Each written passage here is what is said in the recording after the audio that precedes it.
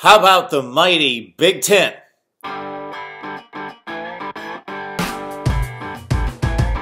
MarkRogersTV, the voice of college football, breaking down the conferences. This is what we do each and every off season, is look at the results from the previous season and break them down, because we are trying to rate the conferences, and the first way to do that, the most important and most relevant way, is to take the results between the conferences, the times that they actually met on the field against each other.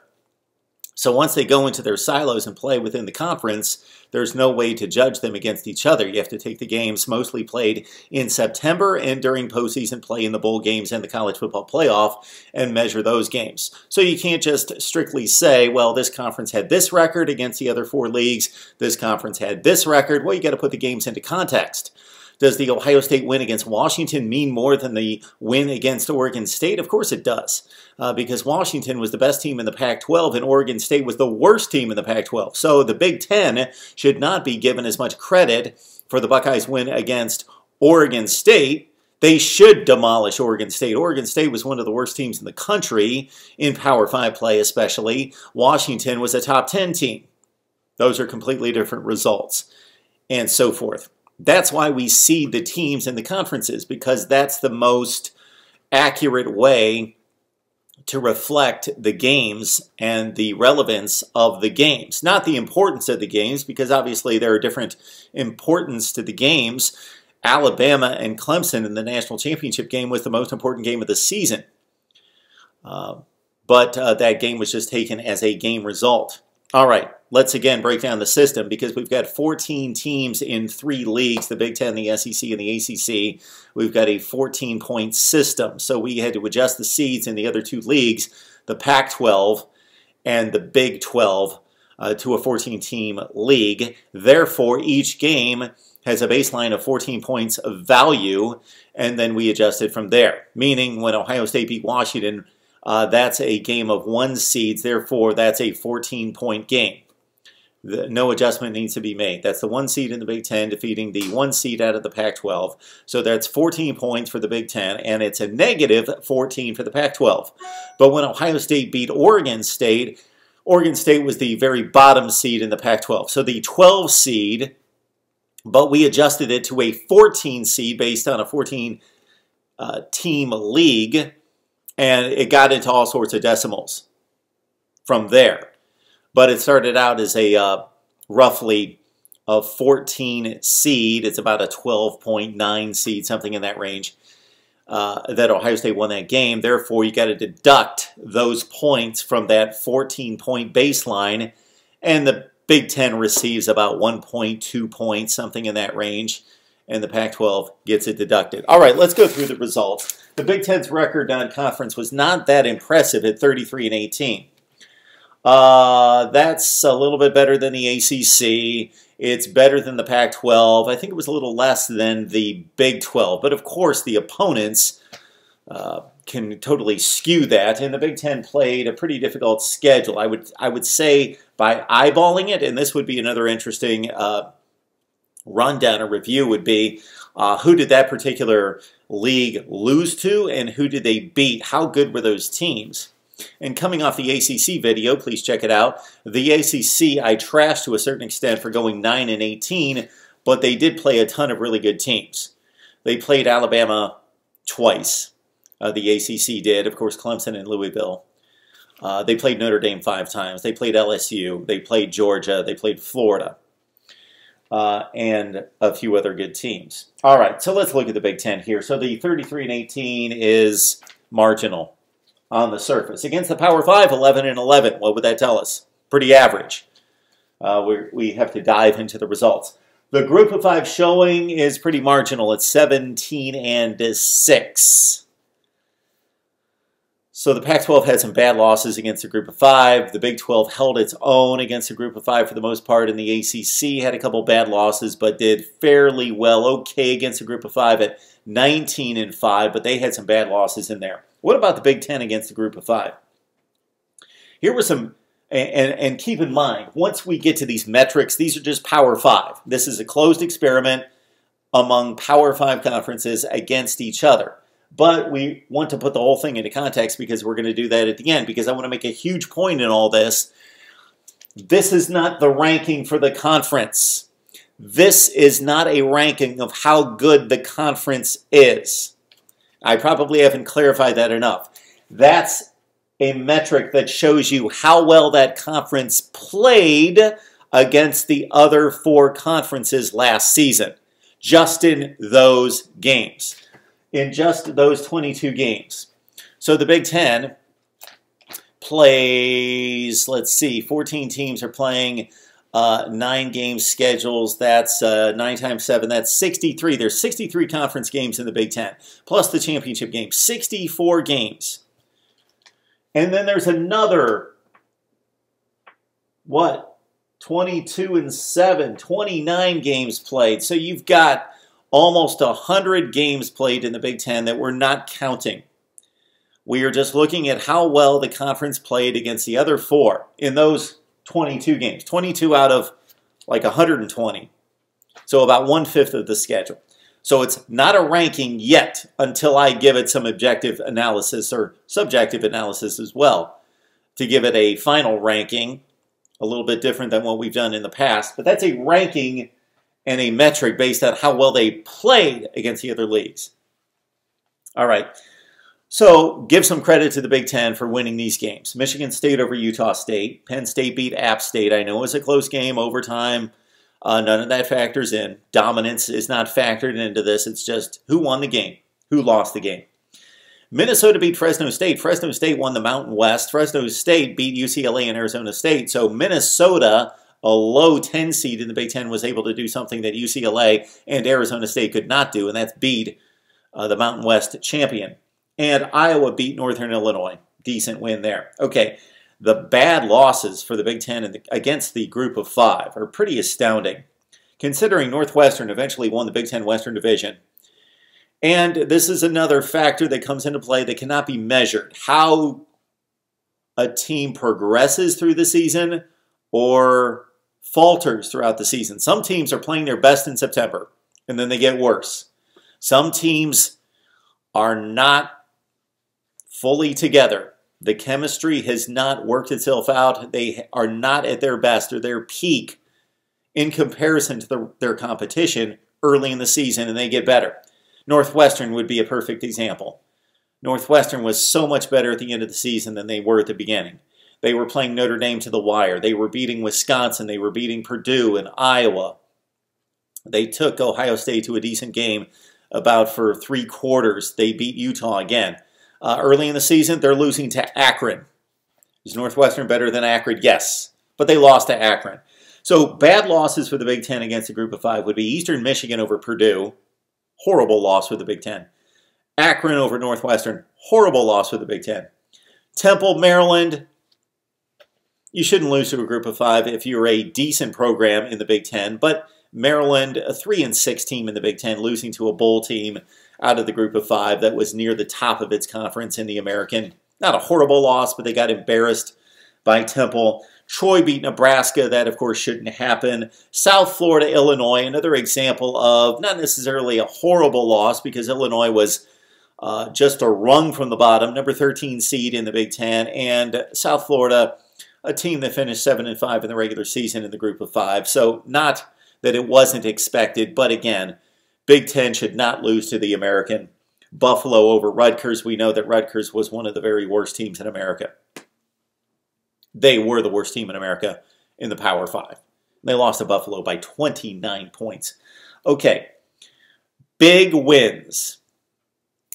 Big wins. Of course, the Rose Bowl. Ohio State beat Washington. Big win. Penn State beat Pitt. I know that seems a bit odd to mention that as a big win, but consider that Penn State was a 4 seed and Pitt was a 3 seed in the ACC, did make the conference championship game. So in terms of what I would consider big wins, that's different than surprising or games that were big point wins for the conference. So factor in these other games. Maryland defeating Texas, obviously a huge win for the Big Ten in terms of this system, because you've got a low seed beating the number 2 seed in the Big 12. So Maryland over Texas, big for the Big Ten. Northwestern beat Utah, 3 seed versus 3 seed. Comeback win for the Wildcats. Iowa beat Iowa State. They beat a higher seed in the Big 12. Iowa beat Mississippi State, a higher seed. Minnesota beat Georgia Tech, a higher seed in the ACC. Good wins for the Big Ten. Indiana, from a seeding standpoint, this was the biggest win in the conference. Indiana, the 12 seed, over Virginia, the 6 seed. Actually, the biggest was Maryland.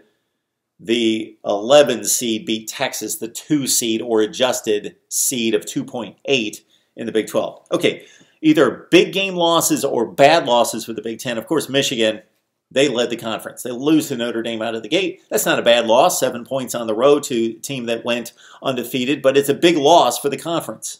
Got to win those big non-conference games. And Michigan lost to Notre Dame, and then in the postseason they got blown out by Florida.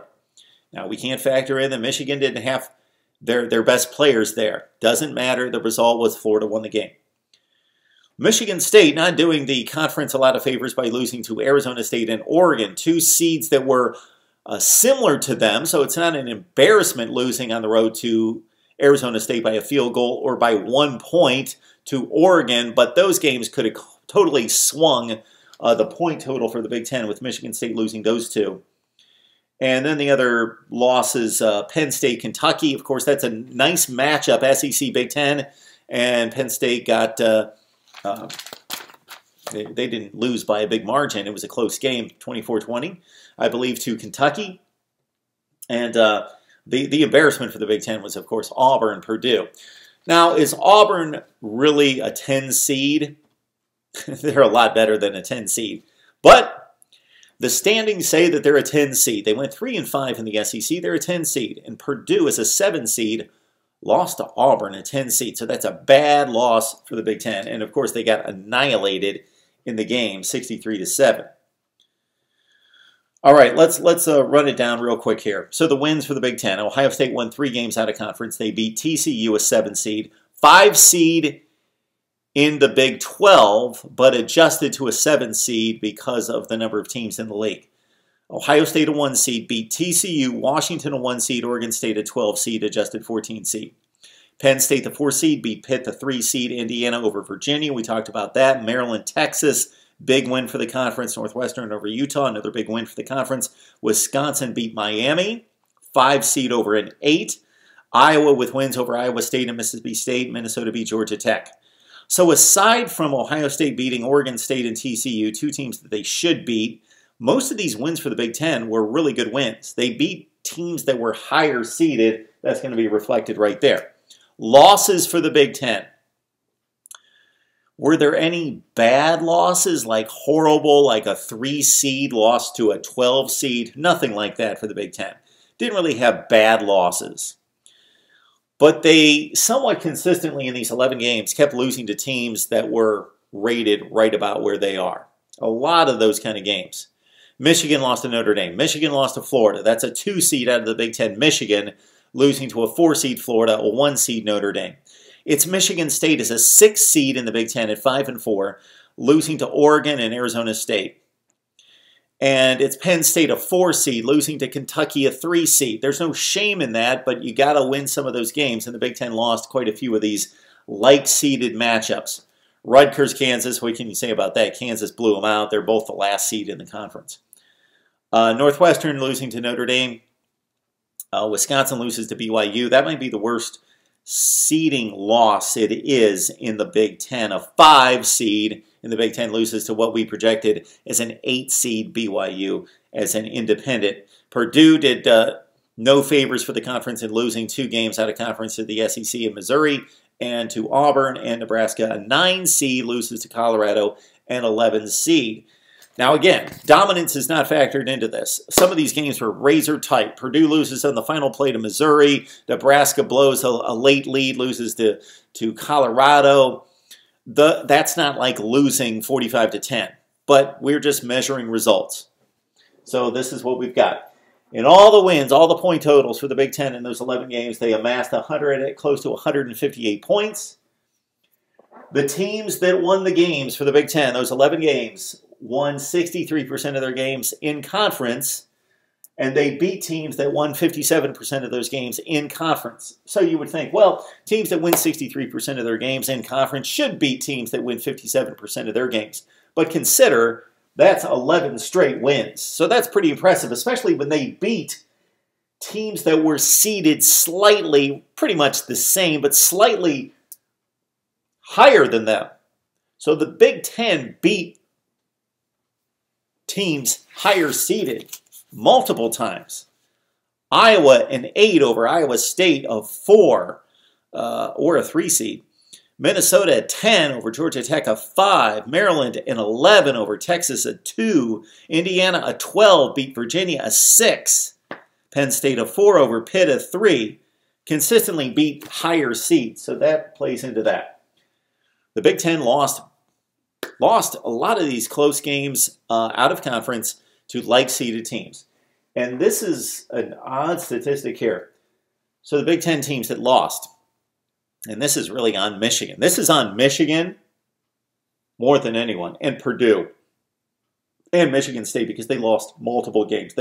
Michigan, Purdue, and Michigan State all lost 2 games out of conference to Power 5 teams.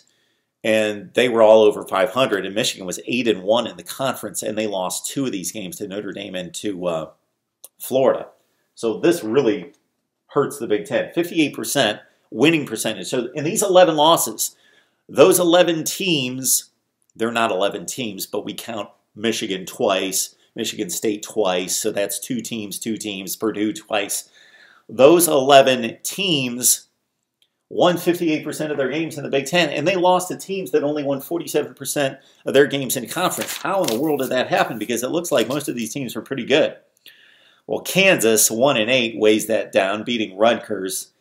And the fact that the Big Ten lost to Notre Dame twice, and they don't have a conference record, that's another tweak to the system that we'll need to make in the future as well. So the Big Ten loses 11 consecutive games to teams that had a lower seed. That's not a good look. So they had good wins, but they had bad losses. So the Big Ten finishes again 11-11, and they come up with a paltry 5 points total. We'll put this into context later. We're going to have an interesting outcome because I can see it coming. We've got a lot of, as Ricky Ricardo used to say, a lot of explaining to do. Right here at MarkRogersTV, the voice of college football. If you love the discussion, the debate, the analysis that we bring each and every day, please smash the like button. YouTube loves that. YouTube loves the likes. They love the comments, the engagement. So if you want to keep the channel going, that's what we need you to do. Share the videos. Stir up some debate out there in social media. Share with your family, friends, and your social media acquaintances. Right here at MarkRogersTV, the voice of college football.